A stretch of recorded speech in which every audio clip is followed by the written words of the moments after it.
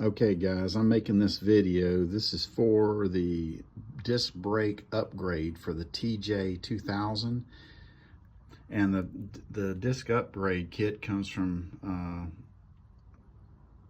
some place offline. I'm not going to mention the name, but I'm going to go through with some of the problems I've had with the kit so that it save y'all a lot of time, because the directions are pretty much crap. They are absolute crap. They're about 10 little sentences long, and they don't cover any of the errors you're going to have in them.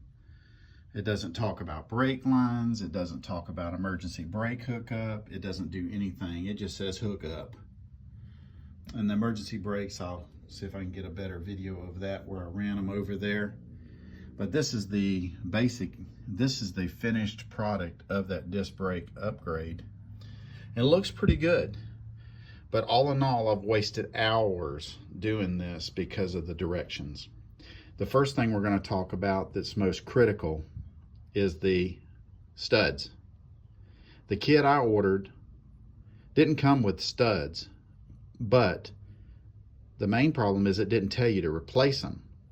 So if you've ever done any of these Dana 35 rear ends, you have to pull the axle out to take the backing plate out. There's a backing plate that comes with the new upgrade. So you have to take the differential cover off. You can see back there yet. I've already got it sealed up, reinstalled. But you have to take it apart, drain the fluid out of it, push the axles in about 1/4 inch, and remove the C-clips out of the inside, the very end of the axle. And then the axles just slide right out. I've had these axles out doing this kit to just do what what I saw the directions said. I put this entire rear end together, put my limited slip oil in there and my new 80/90 weight oil, got my cover all sealed up nice and neat, got down to putting the tires on, and realized that these suckers were 1/2 inch too short. And you can see, this is my old one here. It barely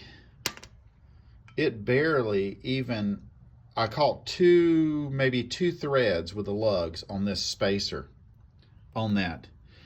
So I had to take all this apart after fabricating everything, take the rotor off, knock out the studs that are in there, reach in with my fingers and put the new studs in.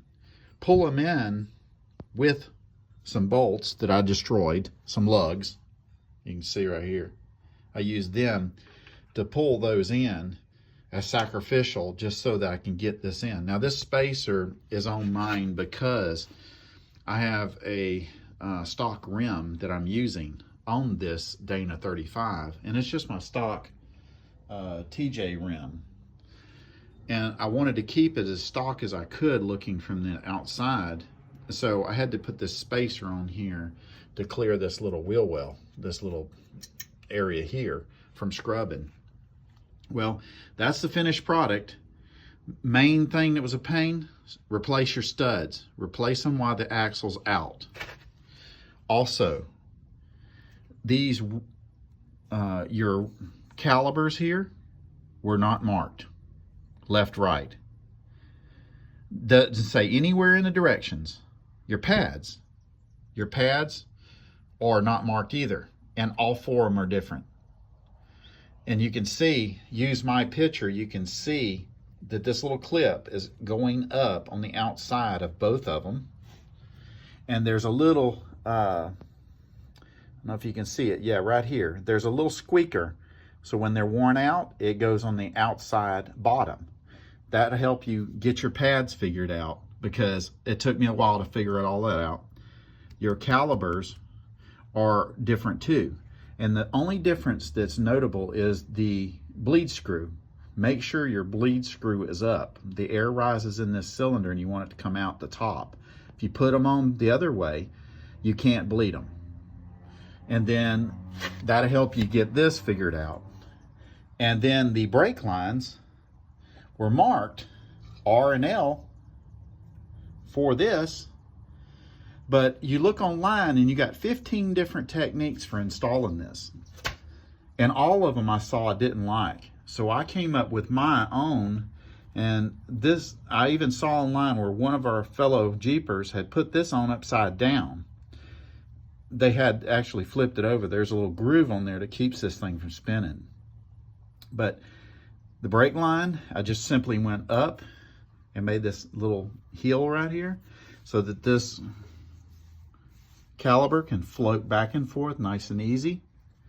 I went over here and I screwed the bracket to the bottom of the spring housing so that that gives it some rigidity. And I had to take about 6 inches off the brake lines, and I had to refabricate them so they're nice and swept behind the axle so they don't get hung with everything. And I swagged them on the ends so that they would be nice and neat. And you can see it looks nice and neat, and it's tucked away so I won't catch anything when I'm off-roading. But those are some of the problems I had with it, but I hope this video helps somebody, because I bet you I've wasted 4 hours at least because of the directions. Thank you, and I might update another video when I get it done.